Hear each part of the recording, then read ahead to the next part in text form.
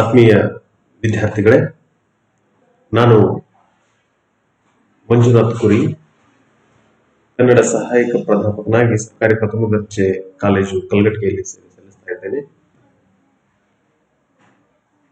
ನಾವು ಇಂದು ನಿಮ್ಮ ಅವಶ್ಯಕ ಕನ್ನಡದ ವಾಣಿಜ್ಯ ಸಾಹಿತ್ಯ ಮತ್ತು ಆಧುನಿಕ ಕನ್ನಡ ಕಾವ್ಯ ಎಂಬ ಪಠ್ಯದ ವಿಭಾಗದಲ್ಲಿ ಇರ್ತಕ್ಕಂಥ ಆಧುನಿಕ ಕನ್ನಡ ಕಾವ್ಯ ಭಾಗದ 37ನೆಯ ಸೆಷನ್ನಿನ ಘಟಕವಾಗಿರ್ತಕ್ಕಂತಹ ದಲಿತ ಮತ್ತು ಬಂಡಾಯ ಸಾಹಿತ್ಯದ ಹುಟ್ಟು, ಬೆಳವಣಿಗೆ, ಪ್ರಭಾವ ಮತ್ತು ಪ್ರೇರಣೆಗಳನ್ನ ಕುರಿತು ಚರ್ಚಿಸೋಣ. ಆತ್ಮೀಯರೇ, ನಮ್ಮ ಕನ್ನಡ ಸಾಹಿತ್ಯ ಬಹಳ ಪ್ರಾಚೀನವಾಗಿರ್ತಕ್ಕಂಥದ್ದು. ಬರೀ ಪ್ರಾಚೀನ ಅಷ್ಟೇ ಅಲ್ಲ, ಬಹಳ ಸಮೃದ್ಧವಾಗಿ ಬೆಳೆದಿರತಕ್ಕಂಥದ್ದು ಕೂಡ. ಹಲ್ಮಿಡಿ ಶಾಸನದ ಕಾಲದಿಂದ ಹಿಡಿದು ಇವತ್ತಿನವರೆಗೂ ಕೂಡ, 20ನೇ ಶತಮಾನದವರೆಗೂ ಕೂಡ ನಾವು ಬಹಳ ಹುಲುಸಾಗಿ ಬೆಳೆದಿರ್ತಕ್ಕಂತಹ ಸಾಹಿತ್ಯ ನಮ್ಮದಾಗಿದೆ. ಈ ಕನ್ನಡ ಸಾಹಿತ್ಯದ ಸುದೀರ್ಘ ಪರಂಪರೆ ಇದೆ. 1500 ವರ್ಷಗಳ ದೀರ್ಘಕಾಲೀನ ಒಂದು ಚರಿತ್ರೆ ನಮ್ಮ ಕನ್ನಡಕ್ಕಿದೆ.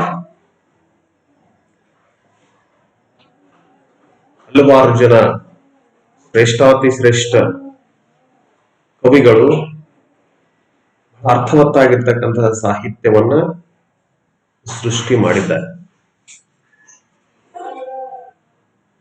ಈ ದೀರ್ಘಕಾಲದ ಸಾಹಿತ್ಯವನ್ನ ನಾವು ಅಧ್ಯಯನದ ದೃಷ್ಟಿಯಿಂದ ಹಳಗನ್ನಡ, ನಡುಗನ್ನಡ, ಹೊಸಗನ್ನಡ ಸಾಹಿತ್ಯ ಅಂತ ನಾವು ವಿಭಾಗೀಕರಣವನ್ನ ಮಾಡ್ಕೊಳ್ತೇವೆ. ಅಂದ್ರೆ ಅದಕ್ಕೆ ಒಂದೊಂದು ನಿರ್ದಿಷ್ಟವಾಗಿರ್ತಕ್ಕಂತಹ ಕಾಲದ ಚೌಕಟ್ಟಿಗೆ ಒಳಪಟ್ಟು ನಾವು ವಿಭಾಗೀಕರಣವನ್ನ ಮಾಡ್ಕೊಳ್ತೇವೆ.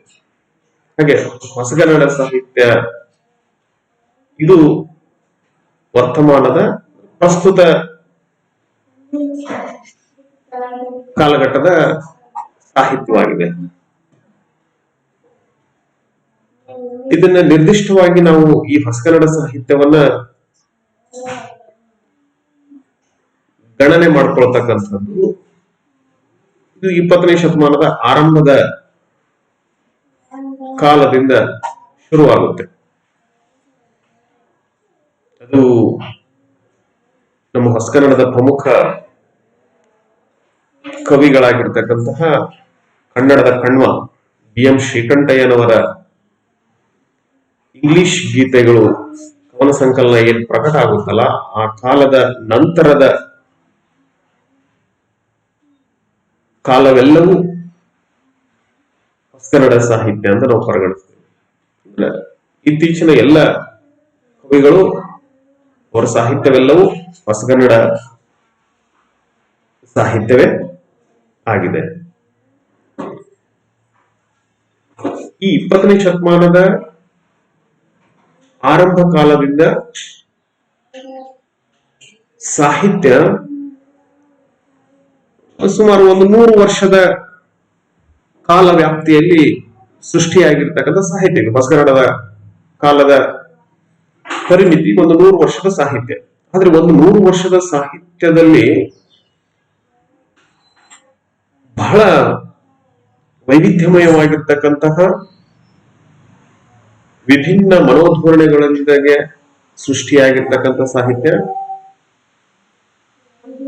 ಅಷ್ಟೇ ಹೊಸ ಹೊಸ ಬಗೆಯ ಸಾಹಿತ್ಯ ರೂಪಗಳನ್ನ ಹೊಂದಿ ಸೃಷ್ಟಿಯಾಗಿರ್ತಕ್ಕಂಥ ಸಾಹಿತ್ಯ ಇದಾಗಿದೆ. ಹೀಗಾಗಿ ನಾವೀನ್ಯತೆ ಈ ಹೊಸಗನ್ನಡ ಸಾಹಿತ್ಯದಲ್ಲಿ ನಾವು ಕಾಣ್ತೇವೆ.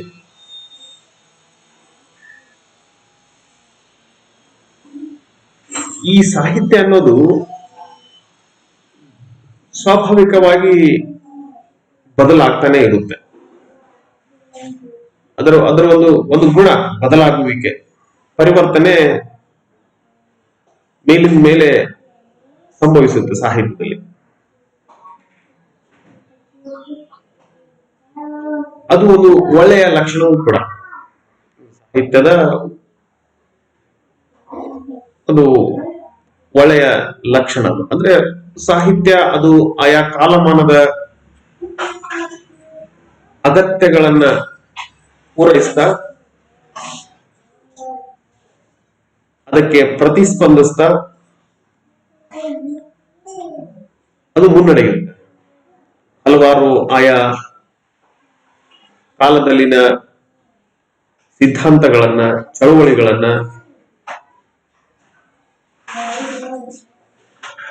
ಆ ಚಳವಳಿಗಳ ಪ್ರಭಾವವನ್ನ ಮತ್ತು ಪ್ರೇರಣೆಗಳನ್ನ ಪಡಿತಾನೆ ಆ ಸಾಹಿತ್ಯ ಸೃಷ್ಟಿಯಾಗ್ತಾ ನಡೆಯುತ್ತೆ. ಹೀಗಾಗಿ ಈ ಒಂದು 100 ವರ್ಷದ ಈ ಸಾಹಿತ್ಯ, ಕನ್ನಡ ಸಾಹಿತ್ಯದಲ್ಲಿನ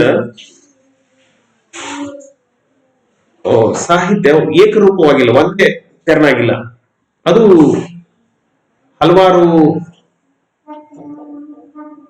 ರೀತಿಯಲ್ಲಿ ಭಿನ್ನ ಭಿನ್ನವಾಗಿರತಕ್ಕಂತಹ ಸ್ವರೂಪವನ್ನ ಪಡ್ಕೊಂಡಿದೆ. ಹೀಗಾಗಿ ಆ ಸ್ವರೂಪದ ನೆಲೆಯಲ್ಲಿ ಆ ಹೊಸಗನ್ನಡ ಸಾಹಿತ್ಯವನ್ನು ನಾವು ಮತ್ತೆ ಮರುವರ್ಗೀಕರಣವನ್ನ ನಾವು ಮಾಡ್ಕೊಳ್ತೇವೆ. ಅವು ನವೋದಯ ಸಾಹಿತ್ಯ ಅಂತ ಮೊದಲನೆಯ ಹೊಸಗನ್ನಡ ಸಾಹಿತ್ಯದ ಮೊದಲನೆಯ ಸಾಹಿತ್ಯ ಪಂಥ ಇದು. ತದನಂತರ ಪ್ರಗತಿಶೀಲ ಸಾಹಿತ್ಯ ಪಂಥ, ತರುವಾಯ ನವ್ಯ ಸಾಹಿತ್ಯ ಪಂಥ,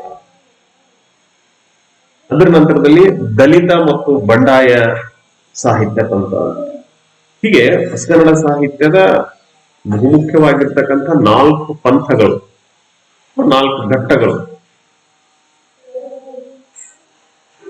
ಅವು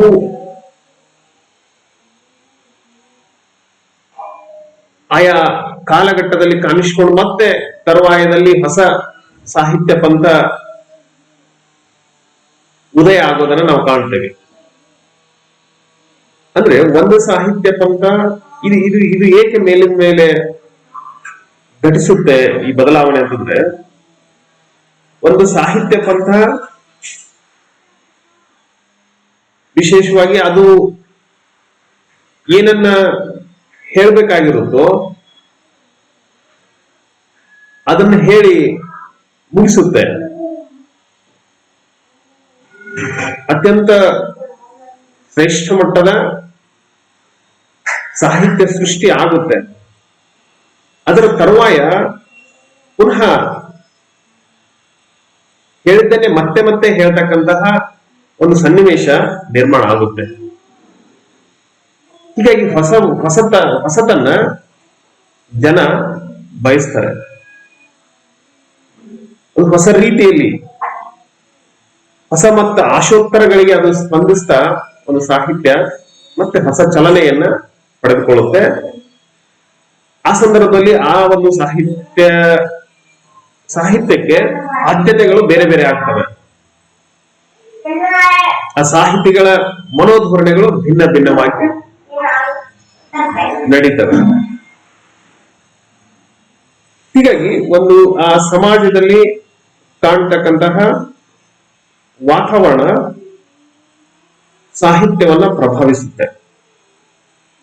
ಅಂದ್ರೆ ಒಂದು ರೀತಿ ಸಾಹಿತ್ಯಿಕ ಆಂತರಿಕ ವಲಯಕ್ಕೂ ಸಾಮಾಜಿಕ ಬಹಿರ್ ಪ್ರಪಂಚಕ್ಕೂ ಒಂದು ವಿಧವಾಗಿರ್ತಕ್ಕಂಥ ಸಂಬಂಧ ಏರ್ಪಡೋದನ್ನು ನಾವು ಕಾಣ್ತೇವೆ. ಹೀಗಾಗಿ ಈ ಬದಲಾವಣೆಗಳು ಕಂಡು ಬರ್ತವೆ. ಈ 4 ಘಟ್ಟಗಳಲ್ಲಿ ಕೊನೆಯದಾಗಿರ್ತಕ್ಕಂಥ ದಲಿತ ಮತ್ತು ಬಂಡಾಯ ಸಾಹಿತ್ಯ ಪಂಥ ಏನಿದೆಯಲ್ಲ, ಅದು ನಮ್ಮ ಈ ಸೆಷನ್ನಿನ ಚರ್ಚೆಯ ಮುಖ್ಯವಾಗಿರ್ತಕ್ಕಂಥ ಘಟಕ. ಈ ದಲಿತ ಮತ್ತು ಬಂಡಾಯ ಸಾಹಿತ್ಯ ಕಾಣಿಸಿಕೊಂಡಂತಹ ಒಂದು ಕಾಲಘಟ್ಟ ಯಾವ್ದಪ್ಪ ಅಂದ್ರೆ 1970ರ ದಶಕದ ಕೊನೆಯಲ್ಲಿ ಕಾಣಿಸುತ್ತೆ.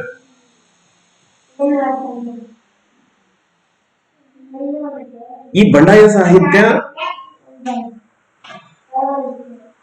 ಯಾವ ವಿಷಯವನ್ನ ಆದ್ಯತೆಯಾಗಿ ಪರಿಗಣಿಸುತ್ತೆ? ಈ ಬಂಡಾಯ ಸಾಹಿತ್ಯದ ತಿರುಳು ಏನು? ಅದು ತನ್ನ ಸಾಹಿತ್ಯದಲ್ಲಿ ಏನನ್ನ ಪ್ರತಿಪಾದನೆ ಮಾಡುತ್ತೆ ಅಂತ ನಾವು ಗಮನಿಸಿದ್ರೆ, ಇದು ಹೆಸರೇ ಹೇಳುವ ಹಾಗೆ ಬಂಡಾಯ ಒಂದು ರೀತಿ ಕ್ರಾಂತಿ, ಬದಲಾವಣೆಗಾಗಿ ಕ್ರಾಂತಿ. ಈ ಸಮಾಜದಲ್ಲಿ ಕಾಣ್ತಕ್ಕಂತಹ ಈ ಶೋಷಣೆ ಏನಿದೆಯಲ್ಲ, ಈ ಶೋಷಣೆಯನ್ನ ಕೊನೆಗಾಣಿಸಬೇಕು ಅಂತಕ್ಕಂತಹ ಒಂದು ಅದಮ್ಯ ಉತ್ಸಾಹ ಈ ಬಂಡಾಯ ಸಾಹಿತ್ಯಕ್ಕೆ ಇದೆ. ಅಂದ್ರೆ ಇದರ ಆದ್ಯತೆಯ ಕ್ಷೇತ್ರ ಶೋಷಣೆಯನ್ನ ತೊಲಗಿಸೋದು, ಶೋಷಣೆಯನ್ನ ಹೋಗಲಾಡಿಸಿ ಒಂದು ಸಮಾನತೆಯನ್ನ, ಶೋಷಣೆ ರಹಿತ ಸಮಾಜದ ನಿರ್ಮಾಣವನ್ನ ಬಯಸ್ತಕ್ಕಂಥದ್ದು ಇದರ ಗುರಿ.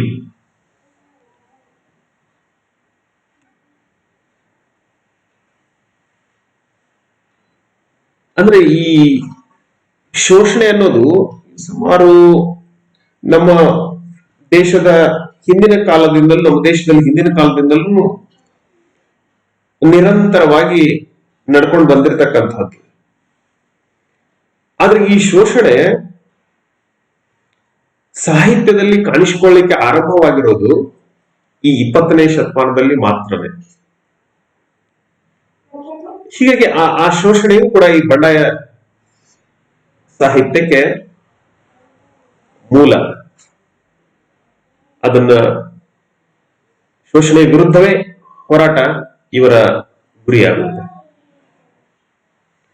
ಸಮಾಜದಲ್ಲಿ ಇರ್ತಕ್ಕಂತಹ ಒಂದು ಯಜಮಾನ ಸಂಸ್ಕೃತಿಯ ವಿರುದ್ಧ ಗಟ್ಟಿ ಧ್ವನಿಯನ್ನ ಇದು ಮೊಳಗಿಸುತ್ತೆ. ಅಂದ್ರೆ ಸಂಸ್ಕೃತಿಗಳ ಮೇಲು ಕೀಳು, ಸಂಸ್ಕೃತಿಗಳ ಅಸಮಾನತೆಯನ್ನ ತೊಲಗಿಸ್ತಕ್ಕಂಥ ಒಂದು ಪ್ರಯತ್ನ. ಅಂದ್ರೆ ಒಂದು ಶ್ರೇಷ್ಠ, ಒಂದು ಕನಿಷ್ಠ ಅಂತಕ್ಕಂಥ ಭೇದ ಭಾವ ಇದೆಯಲ್ಲ, ಹೀಗಾಗಿ ಅಂಥದರ ವಿರುದ್ಧ ಈ ಬಂಡಾಯ ಸಾಹಿತ್ಯ ಪ್ರತಿಭಟಿಸುತ್ತೆ. ಬಂಡಾಯ ಸಾಹಿತ್ಯ ವಿದ್ಯುಕ್ತವಾಗಿ ಅದು ಕಾಣಿಸಿಕೊಂಡಿರ್ತಕ್ಕಂಥ 1979ರ ಬೆಂಗಳೂರಿನ ರಾಜ್ಯ ಮಟ್ಟದ ಸಮ್ಮೇಳನ, ಬಂಡಾಯ ಸಾಹಿತ್ಯ ಸಮ್ಮೇಳನ 1979ರಲ್ಲಿ ಅದು ಜರುಗುತ್ತೆ. ಅಲ್ಲಿ ಅದು ಬಂಡಾಯ ಸಾಹಿತ್ಯ, ದಲಿತ ಮತ್ತು ಬಂಡಾಯ ಸಾಹಿತ್ಯದ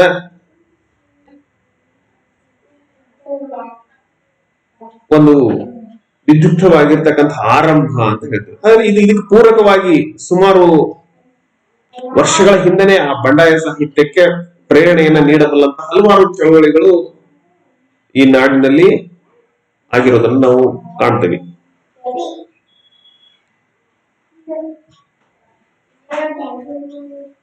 ಈ ಬಂಡಾಯ ಸಾಹಿತ್ಯದ ಚಳವಳಿಯ ಮುಖ್ಯ ಪ್ರೇರಣೆಗಳೇನು? ಈ ದಲಿತ ಮತ್ತು ಬಂಡಾಯ ಸಾಹಿತ್ಯಕ್ಕೆ ಹಲವಾರು ಅಂಶಗಳು ಕಾರಣೀಭೂತ ಆಗ್ತವ. ಆ ಅಂಶಗಳನ್ನ ನಾವು ಸಾಹಿತ್ಯಿಕ ಅಂಶಗಳು ಮತ್ತು ಸಾಹಿತ್ಯೇತರ ಅಂಶಗಳು ಅಂತ, ಸಾಹಿತ್ಯವನ್ನು ಹೊರತುಪಡಿಸಿರ್ತಕ್ಕಂಥ ಸಾಹಿತ್ಯದ ಇತರೆ ಅಂಶಗಳು ಕಾರಣದವ. ಸಾಹಿತ್ಯಕ ಅಂಶಗಳು ಕೂಡ ಪ್ರೇರಣೆಯನ್ನ ನೀಡಿವೆ. ಅದರಲ್ಲಿ ಸಾಹಿತ್ಯೇತರ ಪ್ರೇರಣೆಗಳು ಯಾವುವು ಅಂತ ನಾವು ಗಮನಿಸಿದ್ರೆ, ಅಂದ್ರೆ ಸಾಹಿತ್ಯವನ್ನು ಹೊರತುಪಡಿಸಿರ್ತಕ್ಕಂಥ ಇತರೆ ಬೇರೆಯಾಗಿರ್ತಕ್ಕಂತಹ ಚಳವಳಿಗಳಾಗಿರಬಹುದು, ಸಿದ್ಧಾಂತಗಳಾಗಿರಬಹುದು, ಅವೆಲ್ಲವೂ ಈ ಚಳವಳಿಗೆ ಪ್ರೇರಣೆಯನ್ನು ಒದಗಿಸುತ್ತಿದೆ. ಆ ಸಾಹಿತ್ಯೇತರ ಪ್ರೇರಣೆಗಳಲ್ಲಿ ಮೊದಲನೇದಾಗಿ ಎಡಪಂಥೀಯ ಸಿದ್ಧಾಂತಗಳ ಗಾಢ ಪ್ರಭಾವವನ್ನ ಈ ಬಂಡಾಯ ಸಾಹಿತ್ಯದ ಮೇಲೆ ನಾವು ಕಾಣ್ತೇವೆ. ಆ ಎಡಪಂಥೀಯ ಸಿದ್ಧಾಂತಗಳಲ್ಲಿ ಮೊದಲನೇದಾಗಿ ಮಾರ್ಕ್ಸ್ ವಾದ. ಈ ಮಾರ್ಕ್ಸ್ ವಾದ ಬಹುಮುಖ್ಯವಾಗಿರ್ತಕ್ಕಂತಹ ಒಂದು ಪರಿಣಾಮವನ್ನ, ಪ್ರಭಾವವನ್ನ ಈ ಬಂಡಾಯ ಚಳವಳಿಯ ಮೇಲೆ ಬೀರುತ್ತೆ. ಏನು ಮಾರ್ಕ್ಸ್ ವಾದ ಅಂದ್ರೆ ಏನು? ಈ ಮಾರ್ಕ್ಸ್ ವಾದ ಅಂದ್ರೆ ಇದು ಆರ್ಥಿಕ ಸ್ಥಿತಿಗತಿಯ ಮೇಲೆ, ಆರ್ಥಿಕ ಸ್ಥಿತಿಗತಿಗೆ ಮಹತ್ವ ಕೊಡ್ತಕ್ಕಂಥ ಒಂದು ವಾದ. ಜನರ ಆರ್ಥಿಕತೆನೇ ಇದಕ್ಕೆ ಪ್ರಧಾನ. ಅಂದ್ರೆ ಬಡವರ ಪರವಾಗಿರ್ತಕ್ಕಂತಹ, ಸಮಾಜದ ಎಲ್ಲ ಸಮುದಾಯಗಳಲ್ಲಿ, ಎಲ್ಲ ಜಾತಿಗಳಲ್ಲಿ ಇರ್ತಕ್ಕಂತಹ ಬಡವರೇ ಇವರಿಗೆ ಆದ್ಯತೆ. ಅಂದ್ರೆ ಬಡವರ ಪರವಾಗಿರ್ತಕ್ಕಂಥ ದನಿಯನ್ನ ಎತ್ತಕ್ಕಂಥದ್ದು ಈ ಮಾರ್ಕ್ಸ್ ವಾದ. ಹೀಗಾಗಿ ಇದು ಒಂದು ರೀತಿ ವರ್ಗ ಸಂಘರ್ಷಕ್ಕೆ ಪ್ರಚೋದನೆಯನ್ನ ಕೊಡ್ತಕ್ಕಂತಹ ವಾದ. ಶೋಷಣೆಗೆ ಗುರಿಯಾಗ್ತಕ್ಕಂಥವರು ಬಡ ಜನರೇ.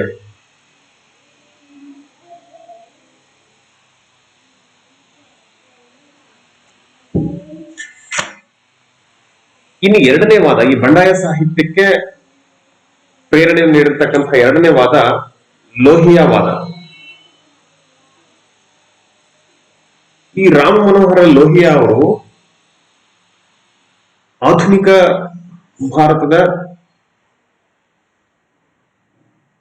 ಭಾರತೀಯ ರಾಜಕಾರಣದ ಬಹಳ ದೊಡ್ಡ ಬುದ್ಧಿಜೀವಿ.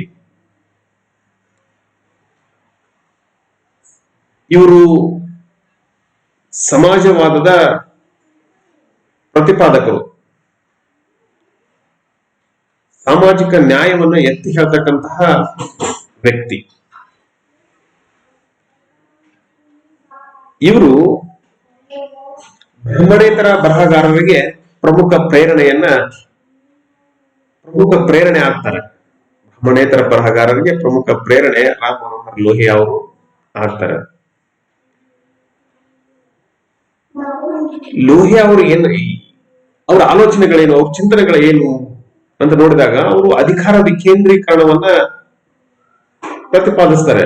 ಅಧಿಕಾರ ಕೇಂದ್ರೀಕರಣ ಆಗಬಾರ್ದು, ಅದರ ವಿಕೇಂದ್ರೀಕರಣ ಆಗ್ಬೇಕು. ಜಾತಿ ಪದ್ಧತಿಯ ನಾಶ. ಈ ಜಾತಿ ಪದ್ಧತಿ ಸಮಾಜದಲ್ಲಿ ಒಂದು ರೀತಿಯಾಗಿರ್ತಕ್ಕಂತಹ ಮೇಲು ಕೀಳು ಅನ್ನೋ ಅಸಮಾನತೆಯನ್ನು ಹುಟ್ಟುಹಾಕುತ್ತೆ ಈ ಜಾತಿ ಪದ್ಧತಿ. ಸಾಮಾಜಿಕ ಗೌರವಕ್ಕೆ ಚ್ಯುತಿಯನ್ನ ತರುತ್ತೆ ಈ ಜಾತಿ ಪದ್ಧತಿ. ಹೀಗಾಗಿ ಈ ಜಾತಿ ಪದ್ಧತಿ ವಿನಾಶ ಆಗ್ಬೇಕು ಅಂತ ಲೋಹಿಯಾ ಅವರು ಹೇಳ್ತಾರೆ. ಅವರ ದೇಶ ಭಾಷೆಗಳ ಬಗೆಗೆ ಇದ್ದಂತಹ ಒಲವು, ಇಂಗ್ಲಿಶಿನ ಬಗ್ಗೆ ಪ್ರಕಟಿಸಿರ್ತಕ್ಕಂಥ ಅವರ ವಿಚಾರಧಾರೆಗಳು, ಇದೆಲ್ಲವೂ ನಮ್ಮ ದಲಿತ ಮತ್ತು ಬಂಡಾಯ ಬರಹಗಾರರನ್ನ ಪ್ರಭಾವಿಸ್ತವೆ. ಮೂರನೆಯದಾಗಿ ಅಂಬೇಡ್ಕರ್ ವಾದ. ಅಂಬೇಡ್ಕರ್ ದಲಿತರ ಒಂದು ಸ್ವಾಭಿಮಾನದ ಸಂಕೇತ. ಅವರು ಭಾರತೀಯ ಸಮಾಜ ಮತ್ತು ರಾಷ್ಟ್ರದ ಸತ್ವಹೀನತೆಯನ್ನ ನೇರವಾಗಿ ಗುರುತಿಸಿ ಅದನ್ನ ಆಳವಾಗಿ ವಿಸ್ತಾರವಾಗಿ ಅಧ್ಯಯನವನ್ನ ಮಾಡಿ ವೈಯಕ್ತಿಕವಾಗಿಯೂ ದುಃಖವನ್ನ ಅನುಭವಿಸಿ ಒಂದು ರಾಜಕೀಯ, ಸಾಮಾಜಿಕ ಮತ್ತು ಆರ್ಥಿಕ, ಸಾಂಸ್ಕೃತಿಕ ಹೋರಾಟವನ್ನ ಹುಟ್ಟು ಹಾಕಿರ್ತಕ್ಕಂಥ ವ್ಯಕ್ತಿ ಅಂಬೇಡ್ಕರ್. ಈ ಹಿಂದೂ ಧರ್ಮದ ಸಾಮಾಜಿಕ ವಿಷಮತೆಗೆ ಬ್ರಾಹ್ಮಣೀಕರಣ ಕಾರಣ ಅನ್ನೋದನ್ನ ಅವರು ಪ್ರತಿಪಾದಿಸ್ತಾರೆ, ವಿಶ್ಲೇಷಣೆ ಮಾಡ್ತಾರೆ.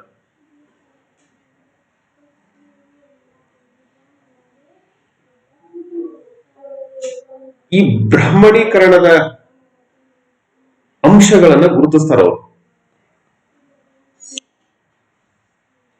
ಈ ಬ್ರಾಹ್ಮಣ್ಯದ ಅಂಶಗಳನ್ನ ಈ ಕೆಳಗಿನಂತೆ ಗುರುತಿಸ್ತಾರೆ ಅವರು. ಅಸ್ಪೃಶ್ಯರು ಮತ್ತು ಶೂದ್ರರಿಗೆ ಶಿಕ್ಷಣವನ್ನ ನಿಷೇಧ ಮಾಡಿರ್ತಕ್ಕಂಥದ್ದು, ಅವರ ಆಸ್ತಿಯ ಹಕ್ಕನ್ನ ನಿರಾಕರಣೆ ಮಾಡೋದು, ಮಹಿಳೆಯರಿಗೆ ಸ್ವಾತಂತ್ರ್ಯದ ನಿರಾಕರಣೆ, ಅಧಿಕಾರ ಸ್ಥಾನಗಳನ್ನ ಹೊಂದದಂತೆ ನೋಡಿಕೊಳ್ಳೋದು. ಅಧಿಕಾರ ಸ್ಥಾನವನ್ನ ಶೂದ್ರರು ಮತ್ತು ಅಸ್ಪೃಶ್ಯರು ಹೊಂದದಂತೆ ಷಡ್ಯಂತ್ರಗಳನ್ನ ರೂಪಿಸ್ತಕ್ಕಂಥದ್ದು.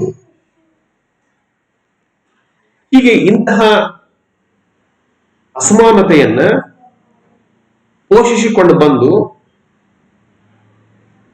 ಅದನ್ನ ಸಂಸ್ಥೀಕರಿಸ್ತಕ್ಕಂತಹ ಕೆಲಸವನ್ನ ಈ ಬ್ರಾಹ್ಮಣಿಸಂ ಮಾಡುತ್ತೆ. ಆ ಬ್ರಾಹ್ಮಣಿಸಂನ ಅದು ತತ್ವ. ಹೀಗಾಗಿ ಇದನ್ನ ಅಂಬೇಡ್ಕರ್ ಬಲವಾಗಿ ವಿರೋಧಿಸ್ತಾರೆ. ವಿರೋಧಿಸಿ ಈ ದಲಿತರ ಏಳಿಗೆಗಾಗಿ ಅವರು ಕೆಲವು ಸಲಹೆಗಳನ್ನ ನೀಡ್ತಾರೆ. ಬಹಳ ಮಹತ್ವಪೂರ್ಣವಾಗಿರ್ತಕ್ಕಂತಹ ಅವರ ಸುಧಾರಣೆಗಳು, ಒಂದು ಸ್ವಸುಧಾರಣೆ, ಸ್ವಪ್ರಗತಿ, ಸ್ವಾವಲಂಬನೆ, ಸ್ವಾಭಿಮಾನಗಳನ್ನ ಬಲವಾಗಿ ಅಂಬೇಡ್ಕರ್ ಅದಕ್ಕೆ ಸೂಚಿಸ್ತಾರೆ. ಈ ಶೋಷಣೆಯಿಂದ ಹೊರಗೆ ಬರಬೇಕಾದ್ರೆ ಈ ಸ್ವಪ್ರತ್ಯಯಗಳನ್ನ ಒಳಗೊಂಡಿರ್ತಕ್ಕಂತಹ ಅಂಶಗಳನ್ನ ಪ್ರತಿಯೊಬ್ಬರು ಅದನ್ನು ಮೈಗೂಡಿಸಿಕೊಂಡಾಗ ಮಾತ್ರ ಸಾಧ್ಯ ಅನ್ನೋದನ್ನ ಅವರು ಹೇಳ್ತಾರೆ. ಹೀಗಾಗಿ ಈ ಅಂಬೇಡ್ಕರರ ಆಲೋಚನೆಗಳು ಈ ನಮ್ಮ ದಲಿತ ಮತ್ತು ಬಂಡಾಯ ಸಾಹಿತಿಗಳನ್ನ ತುಂಬಾ ಪ್ರಭಾವಿಸ್ತವೆ. ಇನ್ನು ನಂತರದಲ್ಲಿ ಚಳವಳಿಗಳ ಪ್ರೇರಣೆ.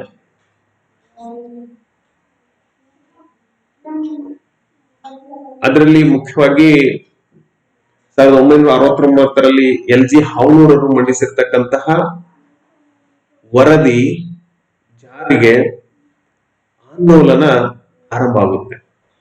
ಅಂದ್ರೆ ಇದು ಹಿಂದುಳಿದ ವರ್ಗಗಳ ಅಧ್ಯಯನವನ್ನ ಮಾಡಿ ವರದಿಯನ್ನ ಒಪ್ಪಿಸಲಾಗಿರುತ್ತೆ, ಅದು ಜಾರಿ ಆಗಿರೋದಿಲ್ಲ. ಹೀಗಾಗಿ ಅದನ್ನ ಜಾರಿ ಮಾಡಲಿಕ್ಕೆ, ಅನುಷ್ಠಾನಗೊಳಿಸಲಿಕ್ಕೆ ಅಂಬೇಡ್ಕರ್ ಜನ್ಮದಿನದಂದು ಒಂದು ದೊಡ್ಡ ಮಟ್ಟದ ಹೋರಾಟ ಸಂಘಟನೆ ಆಗುತ್ತೆ. ಅದು 1969ರಲ್ಲಿ. ಅದು ಈ ಚಳವಳಿ ಈ ಬಂಡಾಯ ಸಾಹಿತ್ಯಕ್ಕೆ ಒಂದು ಪ್ರೇರಣೆ. ಮತ್ತೆ 1973ರಲ್ಲಿ ಬಸವಲಿಂಗಪ್ಪನವರ ಭೂಸಾ ಪ್ರಕರಣ, ಅಂದ್ರೆ ಕನ್ನಡ ಸಾಹಿತ್ಯದ ಬಗ್ಗೆ ಅವರ ಒಂದು ಪ್ರತಿಕ್ರಿಯೆ ದೊಡ್ಡ ಕ್ರಾಂತಿಯನ್ನೇ ಎಬ್ಸುತ್ತೆ. ಅದು ಯಾವ ಮಟ್ಟಕ್ಕೆ ಹೋಗುತ್ತೆ ಅಂದ್ರೆ ಆ ಬಸವಲಿಂಗಪ್ಪನವರ ಮಂತ್ರಿ ಪದವಿಯನ್ನು ಕಳೆದುಕೊಳ್ತಕ್ಕಂತ ಒಂದು ಹಂತವನ್ನ ಇದು ತಲುಪುತ್ತೆ. 1973ರಲ್ಲಿ ಮೈಸೂರಿನಲ್ಲಿ ನಡೆದಿರ್ತಕ್ಕಂತಹ ಜಾತಿ ವಿನಾಶ ಸಮ್ಮೇಳನ,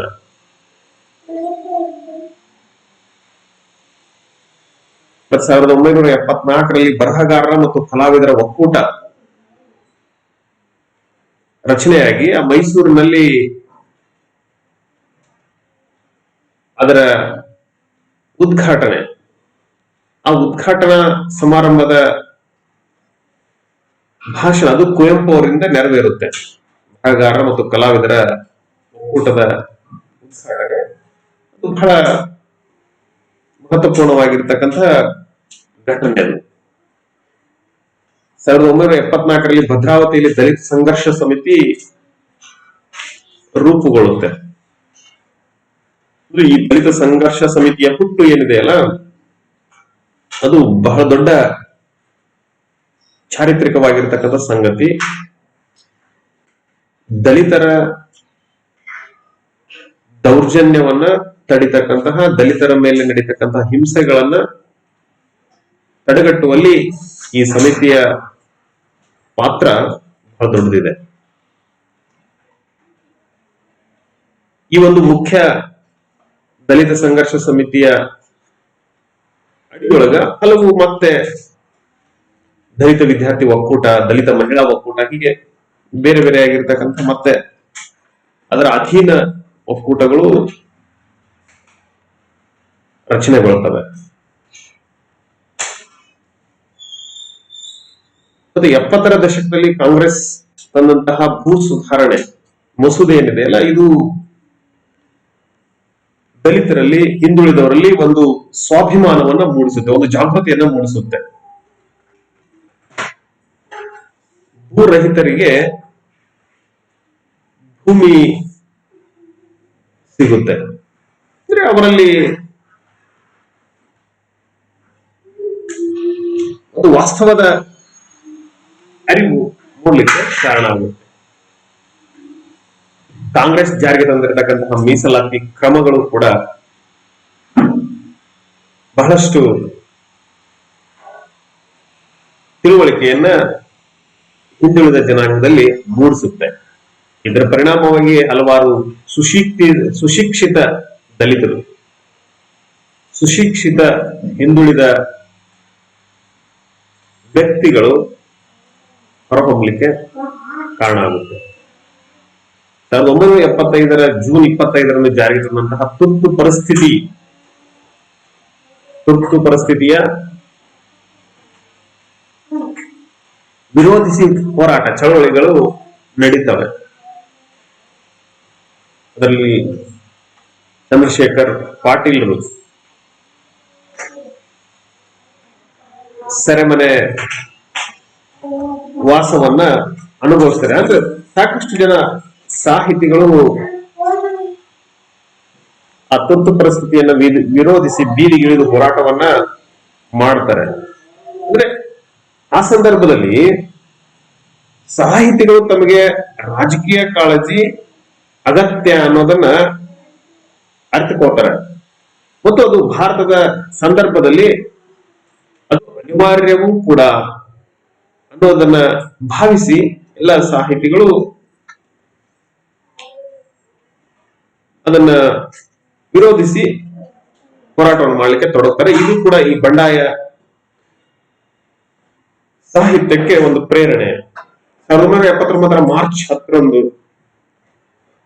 ಅಡಿಗರ ಅಧ್ಯಕ್ಷತೆಯಲ್ಲಿ ಧರ್ಮಸ್ಥಳದಲ್ಲಿ ಸಾಹಿತ್ಯ ಸಮ್ಮೇಳನ ನಡೆಯುತ್ತೆ, ಅಖಿಲ ಭಾರತ ಸಾಹಿತ್ಯ ಸಮ್ಮೇಳನ. ಅದರಲ್ಲಿ ಈ ದಲಿತ ಲೇಖಕರು ಒಂದು ಮನವಿಯನ್ನ ಮಾಡ್ಕೋತಾರೆ. ದಲಿತರಿಗಾಗಿ ಪ್ರತ್ಯೇಕವಾಗಿರತಕ್ಕಂಥ ಒಂದು ಗೋಷ್ಠಿಯನ್ನ ಆಯೋಜನೆ ಮಾಡಬೇಕು ಅಂತ ಕನ್ನಡ ಸಾಹಿತ್ಯ ಪರಿಷತ್ತನ್ನ ಆಗ್ರಹ ಮಾಡ್ತಾರೆ. ಕನ್ನಡ ಸಾಹಿತ್ಯ ಪರಿಷತ್ತು ಅವರ ಆಗ್ರಹವನ್ನ, ಅವರ ಮನವಿಯನ್ನ ಏನ್ ಮಾಡುತ್ತೆ, ನಿರಾಕರಣೆ ಮಾಡುತ್ತೆ, ತಿರಸ್ಕರಿಸಿದೆ. ಈ ನಿರಾಕರಣೆಯೇ ಏನಾಗುತ್ತೆ, ಈ ದಲಿತ ಮತ್ತು ಬಂಡಾಯ ಸಾಹಿತ್ಯ ಹುಟ್ಕೊಳ್ಳಿಕ್ಕೆ ಅದು ಕಾರಣವಾಗುತ್ತೆ, ಅದು ನೆಪವಾಗುತ್ತೆ. ಹಾಗೆ ನೋಡಿದ್ರೆ ಆ ದಿನವೇ, ಆ ಪ್ರಸಂಗವೇ, ಆ ಘಟನೆ ಒಂದೇ ಈ ದಲಿತ ಮತ್ತು ಬಂಡಾಯ ಸಾಹಿತ್ಯದ ಹುಟ್ಟಿಗೆ ಕಾರಣವಲ್ಲ. ಈ ಹಿಂದೆ ನಾವು ಅವಲೋಕನ ಮಾಡಿದಂತೆ 69ರಿಂದ ಏನ್ ಹಲವಾರು ಚಳವಳಿಗಳು, ಹಲವಾರು ಘಟನಾವಳಿಗಳು ನಡೆದಿವೆಯಲ್ಲ, ಅದು ಒಟ್ಟುಗೊಂಡು ಅದು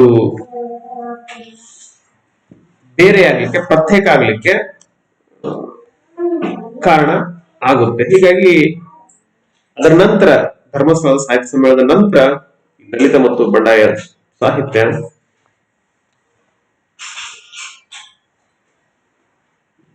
ಹೊರಹೊಮ್ಮುತ್ತೆ. 1983 ಡಿಸೆಂಬರ್ 10 ಮತ್ತು 11ರಂದು ಈ ದಲಿತ ಮತ್ತು ಬಂಡಾಯ ಅಂತ ಎರಡು ಜೊತೆಯಾಗಿದ್ದಂತಹ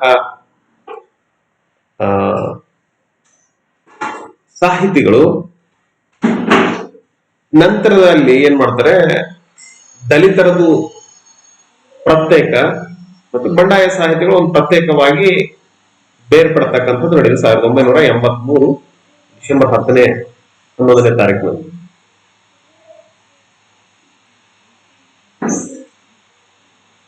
1986 ಬೆಂಗಳೂರಿನಲ್ಲಿ ದಲಿತ ಸಾಹಿತಿಗಳ ಸಮಾವೇಶ ಜರುಗುತ್ತೆ. ಇವೆಲ್ಲವೂ ನಡೆದಿರೋದು ದಲಿತರಲ್ಲಾಗಿರ್ತಕ್ಕಂತಹ ಒಂದು ಎಚ್ಚರದ ಪರಿಣಾಮಗಳಂತಾನೆ ನಾವು ಪರಿಗಣಿಸಬೇಕು. ಅಂದ್ರೆ ಅವರಲ್ಲಿ ಮೂಡಿರ್ತಕ್ಕಂತಹ ಜಾಗೃತಿ, ಆ ಕಾರಣದಿಂದಾಗಿ ಇಷ್ಟೆಲ್ಲ ಬದಲಾವಣೆಗಳು ಮೂಡಿ ಬರ್ತವೆ.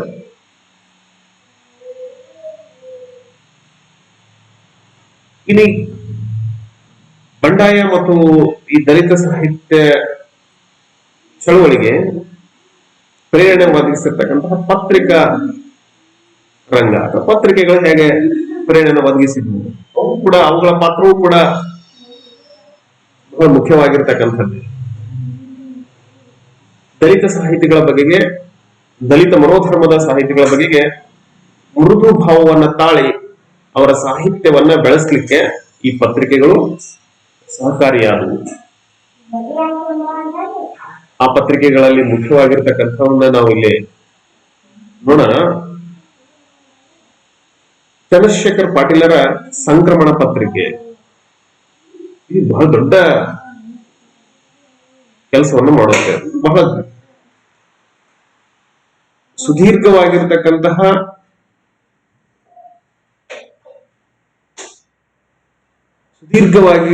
ಅಂದ್ರೆ ಇವತ್ತಿನ ಪ್ರಸ್ತುತ ದಿನಮಾನದವರೆಗೂ ಪ್ರಕಟ ಆಗ್ತಾ ಇರ್ತಕ್ಕಂಥ ಒಂದು ಪತ್ರಿಕೆ, ಸಾಹಿತ್ಯ ಪತ್ರಿಕೆ ಇದು. ದಲಿತ ಮತ್ತು ಬಂಡಾಯದ ಚಳುವಳಿಗಳ ಕಾರ್ಯಕ್ರಮಗಳ ಹಲವಾರು ವಿಷಯಗಳನ್ನ ಆ ಪತ್ರಿಕೆ ದಾಖಲಿಸುವ ಕೆಲಸವನ್ನ ಮಾಡಿದೆ. ಹಲವಾರು ಬರಹಗಾರರನ್ನ ನಾಡಿಗೆ ಪರಿಚಯ ಮಾಡಿರ್ತಕ್ಕಂಥದ್ದು ಈ ಸಂಕ್ರಮಣ ಪತ್ರಿಕೆ. ಅದೇ ತರನಾಗಿ ಅನ್ವೇಷಣೆ, RG ಹಳ್ಳಿ ನಾಗರಾಜ್ ಅವರ ಅನ್ವೇಷಣೆ ಪತ್ರಿಕೆ, ಮುಂಗಾರು ಪತ್ರಿಕೆ, ವಡ್ಡರ್ಸೆ ರಘುರಾಮ್ ಶೆಟ್ಟರ ಮುಂಗಾರು ಪತ್ರಿಕೆ, ಬಂಡಾಯದ ಮುಖವಾಣಿ, ಬಂಡಾಯ ಸಾಹಿತ್ಯದ ಪತ್ರಿಕೆ, ದಲಿತರ ಮುಖವಾಣಿಗಳಾಗಿರ್ತಕ್ಕಂತಹ ಪಂಚಮ, ಹೊಸದಿಕ್ಕು, ಸಮುದಾಯ ವಾರ್ತಾಪತ್ರ, ಕಮ್ಯುನಿಸ್ಟ್ ಪಕ್ಷಗಳಿಂದ ಪ್ರಕಟ ಆಗ್ತಕ್ಕಂತಹ ಕೆಂಬಾವುಟ, ಐಕ್ಯರಂಗ,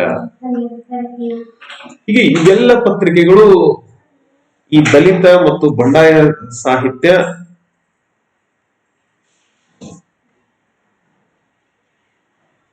ರೂಪ ಪಡೀಲಿಕ್ಕೆ ತಮ್ಮದೇ ಆಗಿರ್ತಕ್ಕಂತಹ ಒಂದು ಪ್ರಭಾವವನ್ನ ಬೀರಿರ್ತಕ್ಕಂಥ ಪತ್ರಿಕೆಗಳು. ಇವು ದಲಿತ ಚಳವಳಿಗೆ ಪ್ರಮುಖ ಒತ್ತಾಸೆಯಾಗಿ ನಿಲ್ಲೋದನ್ನು ನಾವು ಕಾಣ್ತೇವೆ.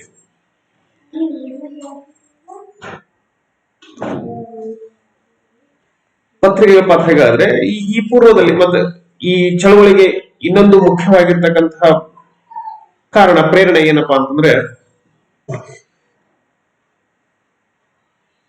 ಈ ಒಂದು ಸಾಹಿತ್ಯ ಪಂಥಕ್ಕಿಂತಲೂ ಪೂರ್ವದಲ್ಲಿ ಇರ್ತಕ್ಕಂತಹ ನವ್ಯ ಸಾಹಿತ್ಯ ಏನಿತ್ತಲ್ಲ, ಆ ನವ್ಯ ಸಾಹಿತ್ಯದ ಒಂದು ಮಿತಿಗಳು ಕೂಡ ಕಾರಣ.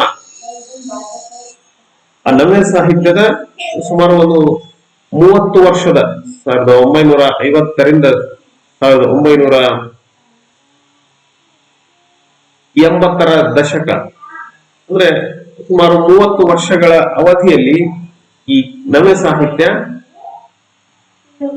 ಏನನ್ನ ಹೇಳ್ಬೇಕಾಗಿತ್ತು ಅದನ್ನ ಹೇಳಿ ಮುಗಿಸಿ ಆಗಿತ್ತು.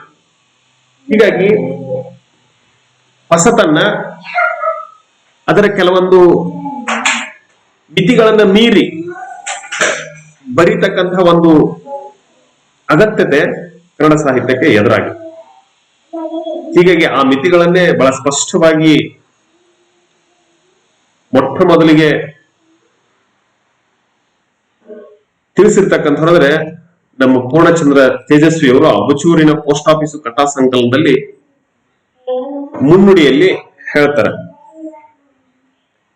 ಯಾಂತ್ರಿಕವಾಗಿರುವ ಸಾಂಕೇತಿಕ ಶೈಲಿ, ಅದರ ತಂತ್ರಗಳು ಮತ್ತೆ ಉಪಾಧ್ಯಾಯರಿಂದಲೇ ತುಂಬಿರತಕ್ಕಂತಹ ಸಾಹಿತ್ಯ ವರ್ಗ,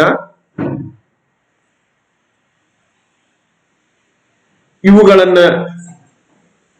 ಮೀರಿ ಸಾಹಿತ್ಯ ಸೃಷ್ಟಿ ಆಗ್ಬೇಕು. ಯಾಂತ್ರಿಕವಾಗಿರ್ತಕ್ಕಂಥ ಸಾಂಕೇತಿಕ ಶೈಲಿಯನ್ನ ಬಿಡೋದು, ಬರೀ ತಂತ್ರ ಪ್ರಧಾನವಾಗಿರ್ತಕ್ಕಂಥ ಸಾಹಿತ್ಯ ರಚನೆ ಆಗಬಾರ್ದು, ಕೇವಲ ಉಪಾಧ್ಯಾಯರಿಗಷ್ಟೇ ಸೀಮಿತ ಈ ಸಾಹಿತ್ಯ ಆಗ್ಬಾರ್ದು ಅನ್ನೋದನ್ನ ಅವರು ಹೇಳ್ತಾರೆ. ಹೀಗಂದ್ರೆ ಆ ನವ್ಯದ ಮಿತಿಯನ್ನ ಮೀರಿ ನಾವು ಹೊರಗೆ ಬರಬೇಕು ಅಂತಕ್ಕಂತಹದನ್ನ ಹೇಳ್ತಾರೆ. ಸಾಹಿತ್ಯದಲ್ಲಿ ಮಾತ್ರ ಸೀಮಿತಗೊಂಡ ಕ್ರಾಂತಿಕಾರಕತನ, ಹೀಗೆ ಈ ಮಿತಿಗಳನ್ನ ಮೀರಿ ನಾವು ಹೊಸ ಬಗೆಯ ಸಾಹಿತ್ಯವನ್ನು ಸೃಷ್ಟಿ ಮಾಡ್ತಕ್ಕಂತಹ ಕನ್ನಡ ಸಾಹಿತ್ಯಗಳಿಂದ ಆಗ್ಬೇಕು ಅನ್ನೋದನ್ನ ತೇಜಸ್ವಿ ಅವರು ಹೇಳ್ತಾರೆ. ಇದು ಕೂಡ ಕಾರಣ, ಇದು ಪ್ರೇರಣೆಯನ್ನ ನೀಡುತ್ತೆ ತೇಜಸ್ವಿ ಅವರ ಮಾತು ಕೂಡ. ನಂತರ ಇತರೆ ಸಾಹಿತ್ಯದಲ್ಲಿ, ಇತರೆ ಭಾಷಾ ಸಾಹಿತ್ಯದ ಪ್ರಭಾವವೂ ಕೂಡ ಈ ದಲಿತ ಮತ್ತು ಬಂಡಾಯ ಸಾಹಿತ್ಯದ ಹುಟ್ಟಿಗೆ ಪ್ರೇರಣೆಯನ್ನು ಒದಗಿಸಿದೆ.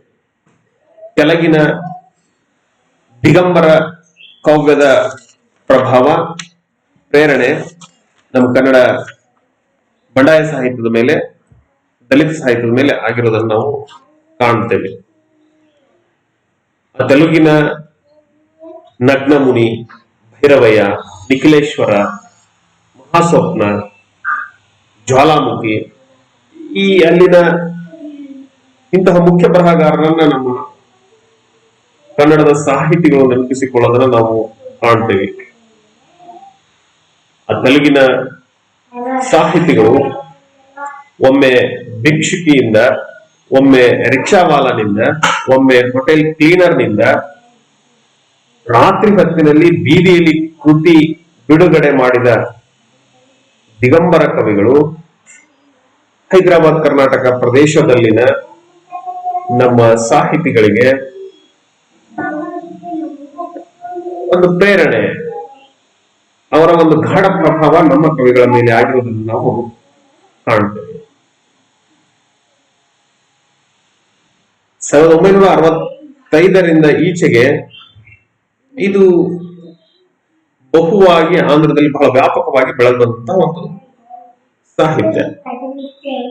ಅದೇ ತರನಾಗಿ ನಮ್ಮ ನೆರೆಯ